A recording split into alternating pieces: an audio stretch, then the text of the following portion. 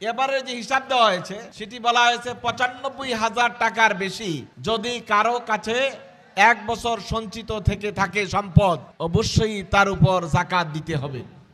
আপনার ব্যবসায় আগুন লেগে পুড়ে গেছে, পুড়বে না তো কি করবে? যাকাত তো জীবনে ১ টাকাও দেন না। আপনার নৌকা ডুবে যায়, গাড়ি অ্যাক্সিডেন্ট হয়, হবে না কেন? আপনি তো যাকাত দেন না। ফ্ল্যাট বাড়ির মালিক আপনি, ওই ফ্ল্যাট বাড়ির উপরে অবশ্যই আপনি যে ঘরটায় থাকেন শুধু ওই তলাটা বাদ দিয়ে বাকি পুরাটার উপরে আপনার যাকাত দিতে হবে। শুধু ব্যবসায়িক যত রকমের আইটেম আছে সকল আইটেমের উপরেই আপনাকে যাকাত দিতে হবে। যাকাতের বিষয়গুলি যদি আপনারা কম বুঝেন, আলেম ওলামাদের কাছে গিয়ে বসে হিসাব করে নেবেন। আমাদের অনেক ভাইরা সরকারকে ট্যাক্স দেয়, ট্যাক্স দেওয়ার পর ওনাদের ভাবনা হলো সরকারকে তো ৪০%, ১০%, ২০% ট্যাক্স দিছি, আবার যাকাত দিব কেন? এই প্রশ্ন আপনাদের অনেকের মাঝেই আছে।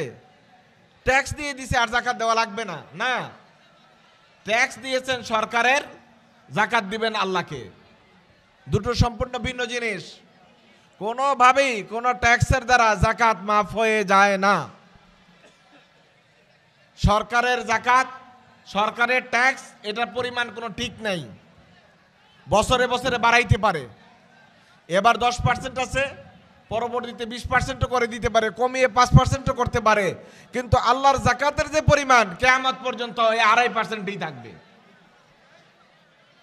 সরকার যে কর নেয়, এই করটা দিয়ে রাস্তাঘাট, পুল, ব্রিজ, কালভার্ট, বেতন, সরকারি কর্মচারীদের সুবিধাদি সব দেয়। এবং এই যাকাতের পরিমাণ, সরকারের করের পরিমাণ কিন্তু মারাত্মক বেশি।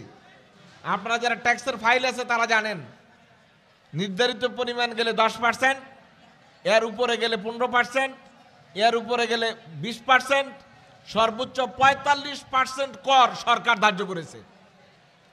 বাংলাদেশ সরকারের কর 45% পর্যন্ত আছে। একটা ব্যবসায়ী যদি তার সব লেবার খাটিয়ে পরিশ্রম করে, এত এত কোটি কোটি টাকা ইনভেস্ট করে 45% সরকারকে ট্যাক্স দেয়, তাহলে সে কয় টাকা লাভ করে? এজন্য এদেশের ব্যবসায়ীরা অধিকাংশই সরকারি ট্যাক্স ফাঁকি দেওয়ার জন্য উকিলের সাহায্য নেয়। ঠিক কিনা বলেন? তো 45% সে দিবে না, সে ভুয়া ফাইল খুলে ভুয়া কাজ করার জন্য উকিলের পরামর্শ নেয় সরকারকে ফাঁকি দেওয়ার জন্য। সরকারও জুলুম করেছে, মানুষও ফাঁকিবাজি করে বাঁচার চেষ্টা করেছে। কিন্তু আল্লাহ তাবারক তাআলা যেই ট্যাক্স, যে যাকাত আপনার উপরে নির্ধারণ করেছেন, সেটা মিনিমাম একটা টাকা। এটা আপনাদের সবারই দেওয়া সম্ভব। পারবেন না এমন কোনো কাজ আল্লাহ তাআলা বান্দার উপর চাপিয়ে দেন না। এজন্য ভাইরা, যাকাত আর ট্যাক্সকে এক জায়গায় গুলিয়ে ফেলবেন না। আমি ট্যাক্স দেই কেন যাকাত দিব, এই প্রশ্ন আজকের পর আর কেউ করবেন না। যাকাত হলো আল্লাহ তাআলার পক্ষ থেকে দেওয়া নির্ধারিত, ট্যাক্স হলো সরকার কর্তৃক নির্ধারিত। এমনকি এই দেশ যদি কোনো ইসলামী প্রজাতন্ত্র হয়, ইসলামী প্রজাতন্ত্র হওয়ার পরেও যাকাত নেওয়ার পর সরকার ইচ্ছে করলে নতুন ট্যাক্স কর লাগাইতে পারবে। এই সুযোগ সরকারের হাতে আছে। সৌদি আরবের মতো দেশ দেখেন, যে শতভাগ শরিয়া ভিত্তিক চলে, সেখানেও কিন্তু সরকার যাকাতের বাইরে ট্যাক্স নেয় সুবিধা দেওয়ার জন্য। সুতরাং আপনি আপনার সম্পদের যাকাত দিবেন, এটার সাথে ট্যাক্সকে গুলিয়ে ফেলবেন না। সম্মানিত ভাইরা, যাকাতের হিসাব যেভাবে করবেন, আপনার যা সম্পদ আছে সকল সম্পদগুলোকে এক জায়গায় যোগ করে ফেলবেন। আপনার যদি স্বর্ণ থেকে 2.5 ভরি, এটাকে টাকায় কনভার্ট করবেন। রূপা আছে 3 ভরি, টাকায় কনভার্ট করবেন। ওই আপনার ডিপোজিট আছে ব্যাংকে, টাকায় কনভার্ট করেন। আপনার বিভিন্ন রকমের ইন্স্যুরেন্স আছে, ওগুলোকে আপনি টাকায় কনভার্ট করবেন। এই সবগুলোকে এক জায়গায় করে যদি এই পুরো টাকাটা 1 বছর আপনার অ্যাকাউন্টে থাকে, আপনার করায়ত্তে থাকে, যেটাকে আমরা বলি হাউলানুল হাউল, 1 বছর ঘুরা, তাহলে অবশ্যই আপনি এটার উপর যাকাত দিতে হবে। সেই ক্ষেত্রে শুধুমাত্র আপনার কয়েকটি খাত ছাড়া সকল খাতের টাকা এক করে যোগ করতে হবে। এবারে যে হিসাব দেওয়া হয়েছে সেটি বলা হয়েছে ৯৫,০০০ টাকার বেশি যদি কারো কাছে 1 বছর সঞ্চিত থেকে থাকে সম্পদ, অবশ্যই তার উপর যাকাত দিতে হবে। এই বছর হিসাব বললাম, কারণ রূপার টাকাটা দামটা উঠানামা করে। 52 তোলা রূপার কথা বলা হয়েছে, 7.5 তোলা স্বর্ণের কথা বলা হয়েছে।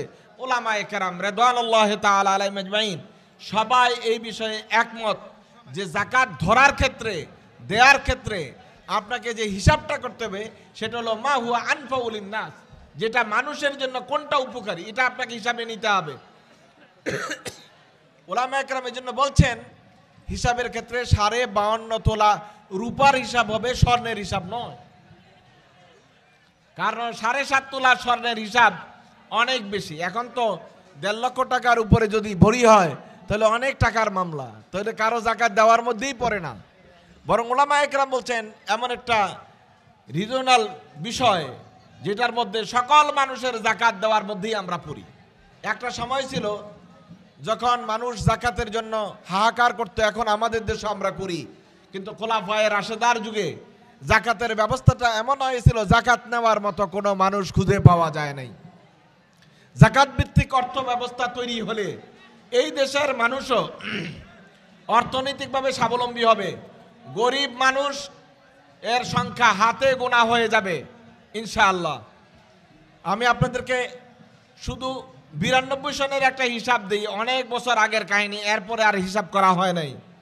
যে পরিমাণ টাকা তখন ব্যাংকে জমা ছিল, ওই পরিমাণ টাকার বিপরীতে 2.5 টাকা করে কেটে নিলে সেটা ছিল 22,500 কোটি টাকা। ওই পরিমাণ টাকা দিয়ে যদি আপনি একটা ক্রাশ প্রোগ্রাম নেন, এই দেশে গরিব জেলা কোনগুলি? উত্তরের জেলাগুলো সবচেয়ে গরিব, কুড়িগ্রাম, নীলফামারী, পঞ্চগড়, ওইসব জেলার মানুষগুলো খুব গরিব।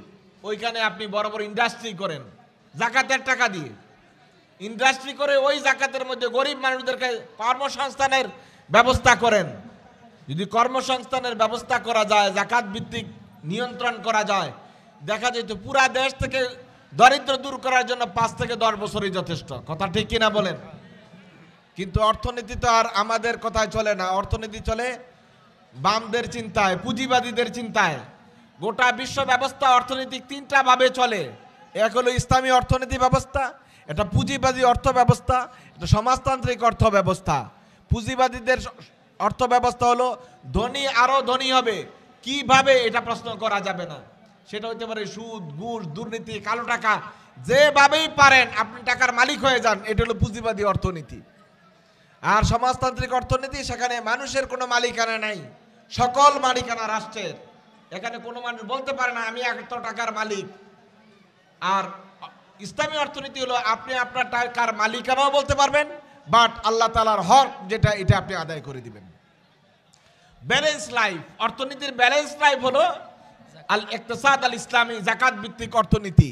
যাকাত ভিত্তিক অর্থনীতি যদি শতভাগ প্রতিপালিত হয় তাহলে এই দেশে কোনো গরিব মানুষ পাওয়া যাবে না। সম্মানিত ভাইরা, যাকাত দেওয়ার ক্ষেত্রে যদি আপনার কোনো প্রভিডেন্ট ফান্ড থেকে থাকে, প্রভিডেন্ট ফান্ড, এখন চলমান চাকরি আছেন, এই প্রভিডেন্ট ফান্ডের টাকার যাকাত দিতে হবে না যতক্ষণ না পর্যন্ত ওই টাকা আপনার হস্তগত না হয়। হস্তগত হওয়ার সাথে সাথেই যাকাত দিয়ে দিতে হবে এবং অতীত সময়গুলোর হিসাব করে যাকাত দিয়ে দিবেন। আমাদের দেশে অনেকেই দোকান রাখেন, অ্যাডভান্স দেন, সেলামি দেন।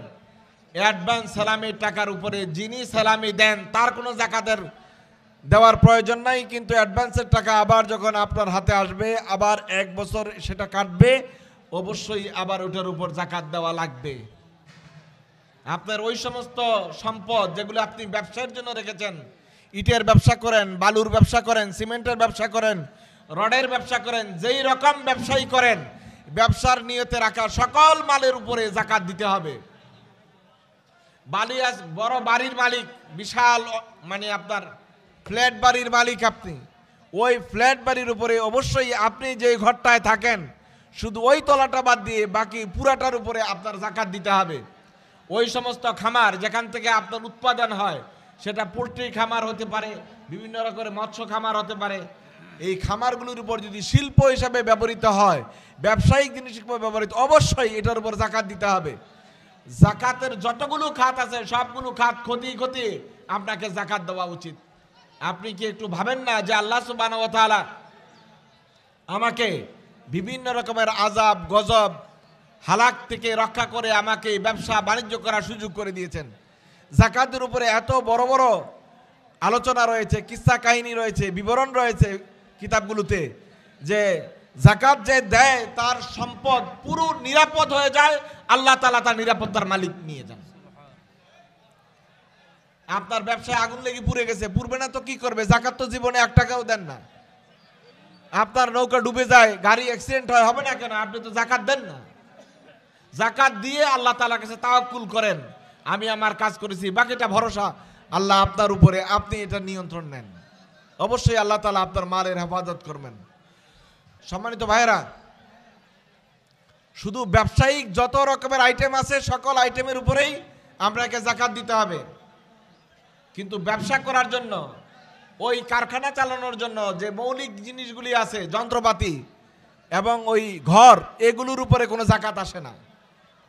জাকাতের বিষয়গুলি যদি আপনারা কম বুঝেন, আলেম ওলামাদের কাছে গিয়ে বসে হিসাব করে নেবেন, একটা ডেট নির্ধারণ করে নেবেন, বছরের অমুক তারিখে আপনি জাকাতটা দেবেন।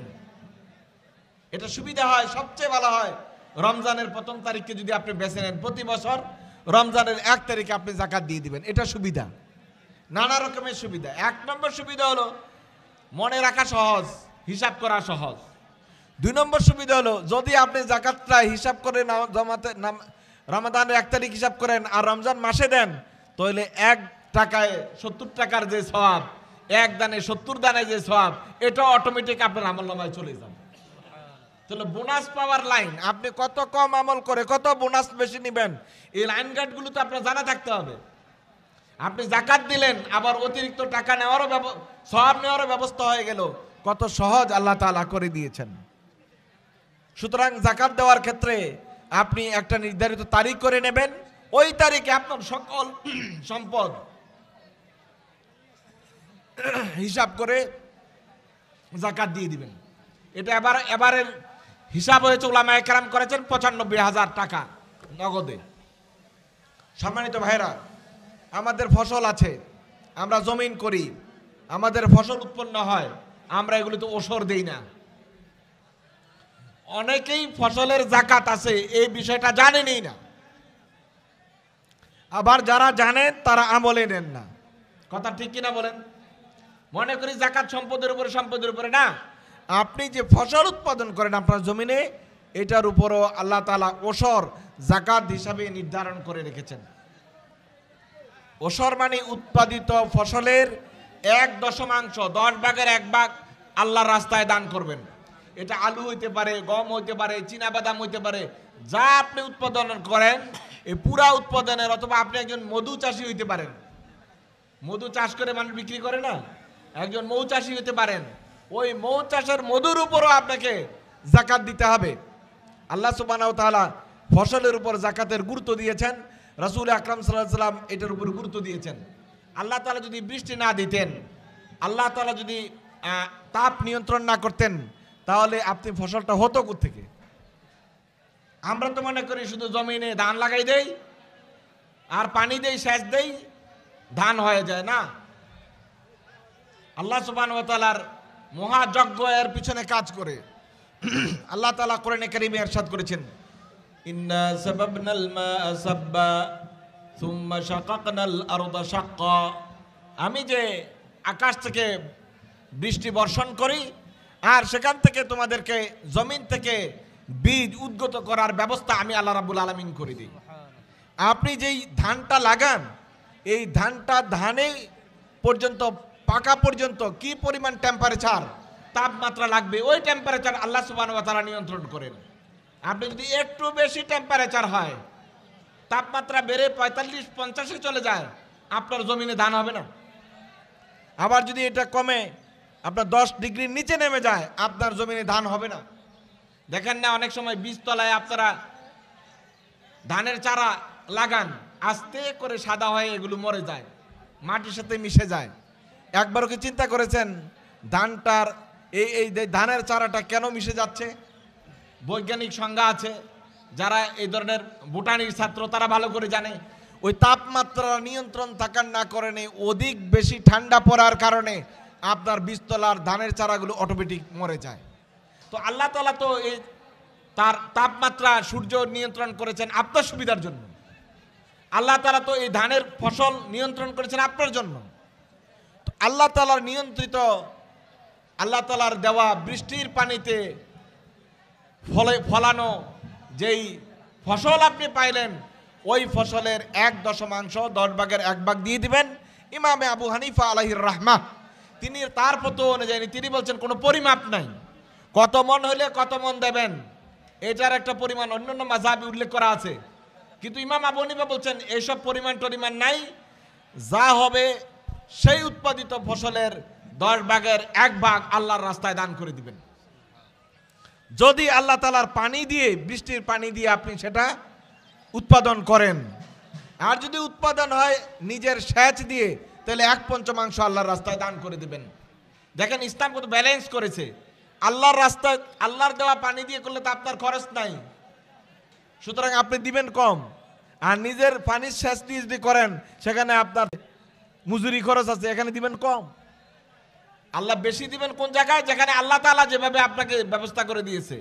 কম দিবেন যখন আপনি নিজে পরিশ্রম করে নিজের খরচ করবেন, তখন আল্লাহ তাআলা কমিয়ে দিয়েছেন। ব্যালেন্স লাইফ, ব্যালেন্স অর্থনীতি, এটা ইসলাম নিশ্চিত করেছে।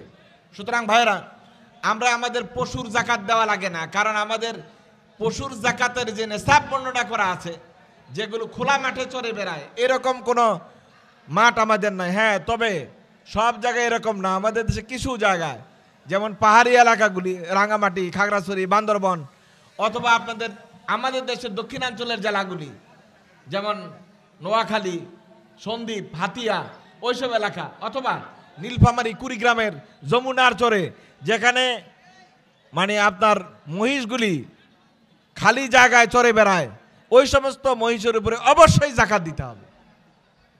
সুতরাং জাকাতটা আল্লাহ সুবহানাহু ওয়া তাআলা এবং আল্লাহ রাসূল সাল্লাল্লাহু আলাইহি ওয়াসাল্লাম নির্ধারণ করে দিয়েছেন কয়টা দিতে হবে। তো আল্লাহ সুবহানাহু ওয়া তাআলা আপনাকে যেভাবে নির্দেশন দিয়েছেন, এর বাইরে চলার কোনো সুযোগ নেই। সম্মানিত ভাইয়েরা, আমরা যেন এটা মনে না করি আমার বুদ্ধি খাটিয়ে আমি টাকার মালিক হয়েছি, আমি কেন জাকাত দিব। আল্লাহ তাআলা কিন্তু বলছেন ওফি আমওয়ালিকুম হাক্কুন লিসাইলি ওয়াল মাহরুম, এটা তার অধিকার। আমরা জাকাত দিয়ে যেন এটা না বলি যে একটা কিছু আল্লাহর রাস্তায় দান করছি, না, আল্লাহর রাস্তায় এটা দান নয়, বরং আল্লাহর রাস্তায় কিছু দিয়ে মুক্তির পথ তৈরি করেছেন। জাকাতটা হলো ফরজ নামাজের মতো। ফরজ নামাজ আদায় করলে যেমন আপনি মুক্ত হয়ে গেলেন, আল্লাহ তাআলার তাকাররুবের জন্য অবশ্যই আপনাকে নফল সালাত আদায় করতে হবে। ঠিক জাকাতটা হলো মূলে কিছু দিয়ে মোটামুটি বেঁচে গেছেন, কিন্তু আল্লাহর সন্তুষ্টি লাভের জন্য সাদকায়ে নাফিলা, অতিরিক্ত দান করা, এটা আপনার উপর অতীব জরুরি কাজ। আমরা তো মূল জাকাতটাই দিতে চাই না, সাদকায়ে নাফিলা করবে কি? আলহামদুলিল্লাহ করার লোকও আছে, সবাই যে একরকম এরকম না। কিন্তু সম্মানিত ভাই, না, কৃপণতা কার জন্য করবেন? আপনি যখন মরে যাচ্ছেন, আপনি তো চলে যাচ্ছেন, এই সম্পদ তো আপনাকে রেখে যেতে হয়, একটা কিছু তো আপনার সাথে যাইতে দেয় না। তাহলে আপনি যেটা রেখে গেলেন, এই রাখাটা অন্যের জন্য, নিজের জন্য না। আল্লাহ রাসূল বলছেন 3টা সম্পদ মানুষের জন্য। এক, যেটা সে আল্লাহর রাস্তায় দান করে, এটা তার জন্য। যেটা যে খায় এবং হজম করে ফেলে, এটা তার জন্য।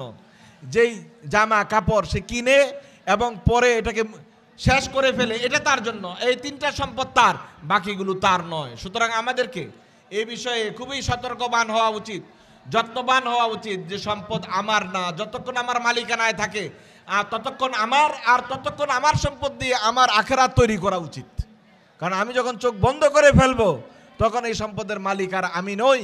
এই সম্পদের মালিক এমন জানাজায় আমি একবার গেছি, একটা জানাজায় আমার এখনো মনে আছে, আজ থেকে মনে হয় প্রায় 20 বছর আগে, জানাজার নামাজটা আমি দিয়ে পড়াই আসতে পারি নাই।